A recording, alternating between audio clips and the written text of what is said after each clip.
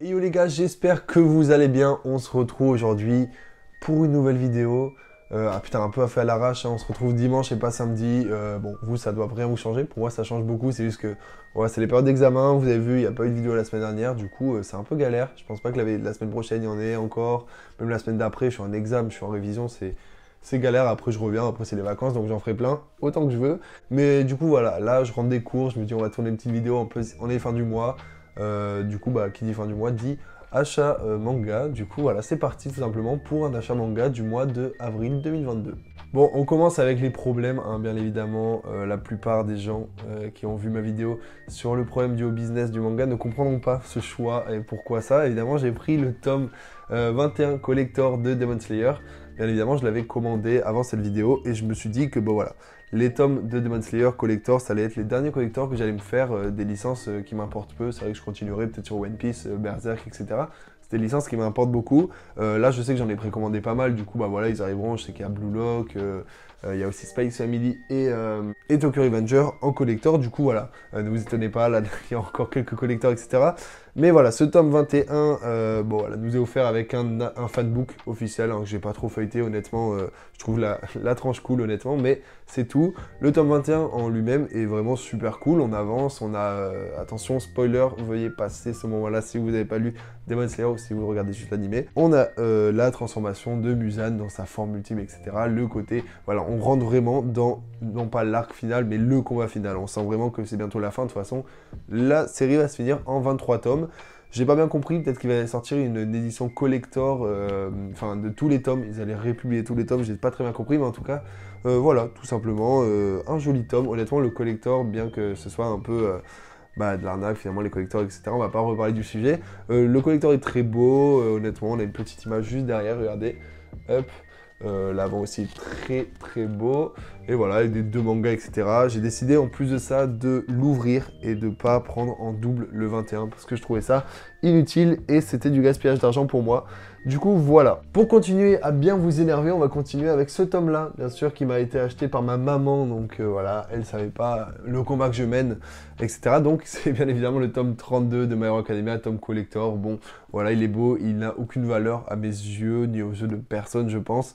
Voilà, vous le savez, hein, les tomes collector de My Hero Academia, c'est pas ce qu'il y a de mieux. Hein, voilà, c'est juste vendu avec un petit carnet à l'intérieur, je sais pas si vous allez voir. Voilà. Il n'y a rien de ouf à ça, même pas une jaquette réversible ou quoi, c'est vraiment, vraiment bizarre. Mais bon, voilà, en tout cas, un petit tome collector comme ça. De toute façon, je lis les scans de My Hero Academia, du coup, je me sens pas obligé de l'ouvrir. C'est tout pour celui-là. Rien d'autre à dire de plus. On passe aux choses sérieuses avec les vrais tomes, les vraies histoires, celles qui m'intéressent vraiment, même si on commence par une licence, bah voilà, qui met un peu, enfin voilà, qui me fait ni chaud ni froid, etc. Vous le savez, c'est Jujutsu Kaisen, malheureusement. Même si la cover est magnifique, etc. Attention aux spoilers, on arrive enfin, voilà, l'arc Shibuya, vraiment le must du must, hein, avec l'arrivée de Sukuna qui, voilà, rejoint le combat, voilà, des nouveaux méchants, etc. Des extensions de territoire, c'est magnifique, un méchant un peu en forme de calamar, etc. Honnêtement, c'est stylé, c'est juste que, voilà, comme d'habitude, je suis tellement pas attaché au personnage et à l'histoire que, voilà, je suis ça juste de loin, je les lis, c'est cool, mais sans plus. Du coup, voilà, mais je suis sûr que les fans sont ravis, donc moi, je continue l'œuvre parce que j'attends le moment où vraiment elle va me transcender. Pour l'instant, c'est pas trop le cas, mais j'attends, je suis patient, et c'est pas non plus nul à chier. On continue avec là, par contre, vous le savez, c'est bien loin d'être Jujutsu Kaisen ou les tomes collector anodins. Pour moi, c'est vraiment Awashi, une licence de fou, hein, de foot, etc. Excellent. Qui est sorti aussi en animé, donc n'hésitez pas à foncer voir l'animé, il a l'air incroyable, l'animation est très belle, l'histoire est très belle, ça a l'air sublime. N'hésitez pas, si vous n'avez pas l'envie de vous l'acheter en manga, de regarder l'animé, ça vous coûtera rien. En tout cas, le manga, pour le coup, reste tout autant génial avec ce tome 8, hein, qui continue de monter en puissance avec voilà, la nouvelle position d'Awashi, comme on en avait parlé au tome 7, mais aussi un nouveau match, un match très important, non pas vraiment pour sa carrière, mais voilà, pour ses coéquipiers, etc., durant lequel il va tout simplement essayer de choquer le plus de monde possible. Et honnêtement, ça marche, toujours un côté très shonen, mais pas trop poussé, etc., qui est parfait à mes yeux, avec un petit enjeu à la fin du tome qui nous est raconté et qui nous est mis en place. Donc voilà, on a juste l'attente du tome 9. Le tome 9 d'abord qui va avoir une cover magnifique, j'ai trop hâte de l'avoir entre mes mains. Mais Awashi, ça continue d'être tout autant efficace à mes yeux. Je sais qu'il y en a beaucoup qui font la guerre contre Blue Lock, je comprends pas pourquoi, je vois tous les posts sur Instagram qui parlent d'Awashi bondés de commentaires parlant de Blue Lock, alors que c'est deux œuvres totalement différentes qui parlent vraiment de juste... Le seul point commun, c'est qu'il y a un ballon. Voilà, donc je comprends pas, mais Awashi en tout cas ça reste à mes yeux une œuvre incroyable, hein, vraiment un énorme divertissement, donc voilà, si vous connaissez pas, n'hésitez pas à aller lire, ça vous coûtera rien et c'est incroyable. En parlant du loup, on continue avec son rival, oh là là, etc., l'ennemi, Blue Lock bien évidemment, hein, Blue Lock. Comme vous le savez, si vous suivez mes autres vidéos, au début j'ai mes moyens, après j'ai commencé à bien kiffer, maintenant je surkiffe ma race. Dans ce tome, voilà, ça continue de monter en puissance, le tome 6 nous avait laissé sur un énorme suspense, hein, contre, voilà, ils allaient tomber contre un des meilleurs joueurs du Blue Lock. C'était stressant, on savait pas trop comment ça se passer. Voilà, vous imaginez comment ça se passe, etc. Ça continue très bien, ça finit aussi très bien avec voilà, une mise en suspense, encore du tome 8 qui risque d'être incroyable avec un peu plus de sentiments en plus de foot. Voilà, ça va être tout à fait en beauté, les dessins restent magnifiques, l'action est hyper bien menée par l'auteur, c'est vraiment trop cool. D'autant plus que je sais pas, je suis hypé en ce moment, je vois les couvertures du tome 19, etc. Je me dis que ça fait que commencer, Blue Lock, ça peut que durer parce qu'au-delà du Blue Lock, il y aura la carrière solo de, j'imagine, Isagi, du coup, qui commencera en solo, vraiment au niveau national, etc. J'ai l'impression que cette œuvre pourrait durer bien 40 tomes, ça nous choquerait pas parce que voilà, c'est toute une aventure et c'est que du plaisir. On continue avec une licence que je redoutais de plus en plus finalement parce que ça nous avait été très bien vendu au niveau du tome 1 et très peu et de moins en moins au niveau des prochains tomes, d'autant plus que l'histoire commençait à vraiment tendre vers un shonen très basique. C'est bien évidemment Kaiju numéro 8 qui sort avec ce tome 4 et toujours une cover tarpant dégueulasse, ça me fait chier pour une licence comme ça. Mais voilà, Kaiju numéro 8, on continue avec ce tome qui pour moi est un bon tome, honnêtement un très bon tome comparé au tome 3 qui était vraiment un tome, voilà, il y avait de l'action mais c'était pas pour moi incroyable, c'était très basique. Là voilà, ça reste très basique mais la fin est tout assez intéressant, on a vraiment voilà, le dénouement qui arrive beaucoup plus vite que prévu, hein, le fait que, attention spoiler encore une fois, on apprend bien évidemment beaucoup plus vite que prévu que Kafka est un kaiju, donc nous on le savait déjà, mais l'équipe etc ne le savait pas et du coup voilà, ça crée quelque chose d'hyper cool, où voilà, c'est plus forcément que lui contre tous les kaiju etc.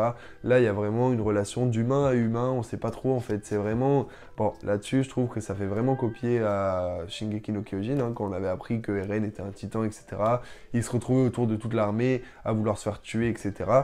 Là, c'est un peu pareil, il se tape le commandant carrément de son armée. Donc voilà, c'est vraiment cool, j'ai hâte d'avoir le tome 5, je trouve que voilà, ça remet du peps à l'histoire, tout en restant vraiment dans un shonen basique, hein. De toute façon je me fais plus d'espoir pour celui-là, il est désormais dans cette case, il n'y sortira sans doute plus, mais c'est quand même tout à fait sympathique. Ouais, je parle un peu vite, j'ai perdu la cadence, c'est vrai que ça fait hyper longtemps que j'ai pas fait de vidéo, ça fait au moins 3 semaines, j'ai un peu perdu je sais plus comment parler, je parle beaucoup je crois, mais voilà, c'est pas grave, hein. Dans tous les cas, on continue. Et on continue pas avec rien, vu qu'on continue avec un chef-d'œuvre, tout simplement la suite, hein, bien évidemment, de toute une aventure pour moi qui avait été 20th Century Boys. Je parle bien évidemment de 21 Century Boys, qui est la véritable fin de 20th Century Boys de Naoki Urasawa, qui est un excellent tome. En fait, pour moi, il n'était pas forcément indispensable, hein, ce tome. On avait en fait l'impression qu'il nous avait laissé sur 20th Century Boy avec voilà, des mystères qui ne sont pas résolus. Et du coup, ça nous laisse place à notre imagination, de savoir plein de trucs, d'imaginer plein de trucs, etc. Et il a fait le choix de faire une véritable fin où, dans ce tome-là, on apprend vraiment tout ce qui nous manquait. On apprend tous les mystères. Alors, c'est vrai que je peux pas tout vous raconter, il y en a vraiment beaucoup, mais dans l'ensemble c'est un excellent tome, hein, mêlant vraiment sentiment, action, voilà, un peu thriller aussi, voilà, tout à fait trop cool, qui clôture réellement l'histoire de Urasawa et qui fait de cette histoire et de ces 12 tomes, un véritable chef-d'œuvre, hein, que je pourrais me refaire encore et encore, que j'arriverai même pas à comprendre réellement tous les enjeux. C'était vraiment un plaisir du début à la fin. N'hésitez pas à foncer lire 20th Century Boy, même si je sais que maintenant mon cœur va essayer de s'ouvrir à Monster. Je vais me faire ça durant ce mois-ci, après les examens bien sûr. Mais voilà, c'est tout à fait sympathique. Après 20th Century Boy, on a l'achat et la mise à jour finalement d'une licence qui me tient à cœur de fou, vraiment c'est incroyable. C'est bien évidemment Gannibal, hein, voilà, donc du tome 5 au tome 8 que j'ai acheté. Du coup voilà, je suis enfin à jour sur la licence. Eux, je les ai achetés vraiment récemment, du coup je les ai pas encore lus, mais le tome 5 était incroyable. Voilà, de toute façon je dis ça de toutes mes licences, toutes les licences sont incroyables, sinon je les achèterais pas, sinon je les revendrais sur Vinted. Là pour l'instant elles sont toutes incroyables. Gannibal c'est que du suspense, que de la peur, que vraiment des mystères, des mystères, des mystères, c'est super cool, on en apprend de plus en plus sur le village de Kuge et Kuge, Kuge, je sais pas, mais en tout cas c'est un énorme plaisir. Vraiment l'action commence avec ce tome là. Voilà, la mission commence, l'exploration, la fête, vraiment tout l'enjeu, voilà, ça va se jouer à partir de ce tome là. Donc j'imagine pas les prochains tomes, de toute façon on les voit avec les covers, hein, ça a l'air d'être tout à fait joyeux ce qui va se passer ces prochains tomes, mais voilà. Gannibal, n'hésitez pas à foncer si vous aimez les mangas d'horreur, mais vraiment bien horrifiques, un peu aussi mystérieux, vous allez adorer. Juste à côté, un manga que l'on m'a offert par des amis tout simplement qui l'avaient gagné mais qui ne lisent pas de manga, donc c'est Reroll de Noob. Bon voilà, c'est pas très connu, hein, j'imagine, j'ai vu sur Manga Collect qu'il n'y avait que 2 tomes et que ça c'était malheureusement pas complété, donc voilà, l'auteur sans doute que ça n'a pas assez marché, ça a été en arrêt de commercialisation. Mais voilà, je le lirai sans doute pour me faire un avis quand même sur la chose. C'est bien aussi de découvrir des choses qui ne sont pas forcément connues du tout du grand public. Il me semble que c'est français, donc ça m'intéresse d'autant plus. Mais voilà, je vous en dirai sans doute plus des nouvelles sur Insta ou sur TikTok. Mais voilà. On continue dans les 3 derniers tomes tout simplement avec Mashle, le tome 8. Cette licence, voilà, rien que le fait de dire son nom, ça me fait rire. Hein, c'est vraiment stupide, enfin d'une stupidité sans nom, mais là, en fait... Je sais pas, c'est mêlé d'une stupidité et d'une bad attitude, c'est vraiment pour moi un One Punch Man bis, non pas dans l'histoire, c'est pas du tout péjoratif ce que je dis là, c'est vraiment que je prends du plaisir de fou à lire cette histoire, que je suis toujours étonné par l'humour de l'auteur. Là où One Punch Man, je trouve ça un peu redondant des fois, Mashle, il nous surprend toujours. Voilà, donc tome 8 où vraiment, voilà, on en apprend plus sur le méchant, sur même Mash, qui il est vraiment. C'est trop cool, ça fait hyper plaisir d'avoir vraiment une histoire bien fondée autour d'un truc très humoristique. C'est du plaisir. J'ai vu que ça se finissait entre 14 et 17 tomes, du coup voilà, on a fait plus de la moitié, ou du moins la moitié, et c'est trop cool. On voit enfin qui est vraiment le méchant, qu'il n'est pas forcément si facile à battre que ça, même si on sent que voilà, ça va être sans doute battu avec quelques points d'humour. Ça reste vraiment très très plaisant à la lecture, et voilà, chaque tome c'est un plaisir, et c'est à chaque fois une attente pour le prochain tome. On continue avec l'avant-dernier tome qui est magnifique à mes yeux, les couleurs sont très belles, le personnage est très beau, la cover est très belle, et bien évidemment c'est le tome 4 de Shangri-La Frontière, un tome qui remonte la licence. C'est vrai que le tome 1 pour moi avait été incroyable, j'avais adoré le tome 1, l'aspect un peu geek, etc., l'entrée dans l'univers, le personnage, etc. Putain, les 2 tomes d'après, j'avais vraiment eu du mal, hein. C'était vraiment des quêtes, c'était vraiment pour moi, c'était peut-être trop nerd, je suis pas trop dans cet univers non plus. Lui est très très bien parce que voilà, on arrive bien évidemment contre un boss hyper fort, donc voilà, ça mélange tactique, combat, etc. C'est super cool, et aussi découverte, exploration, donc voilà, pour moi ça me fait énormément plaisir, d'autant plus que le boss est incroyablement stylé. D'ailleurs il fera la cover du prochain tome qui sera magnifique, la cover est magnifique simplement, donc même si j'aimerais pas la licence, je l'aurais pris, ce tome là pour sa cover, enfin voilà, c'est vraiment cool, c'est un bon passe-temps, un bon petit... isekai entre guillemets, même si c'en est pas réellement un, c'est du plaisir. Et on finit avec le dernier tome du mois, Tower of God, le tome 5, voilà, je suis en train de le lire, donc je pourrais pas trop vous en parler. De plus en plus de mal avec cette licence, ça avance pas pour moi, l'anime a l'air 100 fois plus incroyable, du coup ça me fait chier, mais à la fois comme je suis au tome 5, j'ai envie de continuer. Donc je sais pas, on me dit que c'est incroyable, j'ai vraiment envie de continuer. J'ai vraiment du mal avec les dessins, avec les personnages, avec l'histoire que je trouve assez lente et tout à la fois, des fois elle devient hyper rapide. C'est vraiment pour moi je sais pas, je sais même pas si j'aime en fait, donc voilà. En réalité je me force un peu à lire même, du coup ça veut dire ça veut dire ce que ça veut dire, hein. Ça veut dire que la licence n'est pas faite pour moi, du coup peut-être que ça attendra avant le tome 6, mais ça fait chier honnêtement. J'ai trop d'espoir dedans et ça me fait chier d'être au tome 5 et de toujours pas accrocher. Je verrai ce que je ferai, après j'ai du mal à souvent arrêter mes licences, du coup je vais continuer. Je sais que ça me fait ça avec Free RN, du coup je continue jusqu'à ce que vraiment ça me saoule. et que ça se termine, dans ce cas-là, je revendrai toute la licence en intégrale. Je sais pas, je verrai, mais pour l'instant, je sais pas du tout. En tout cas, c'est tout hein, pour voilà, cet achat du mois d'avril.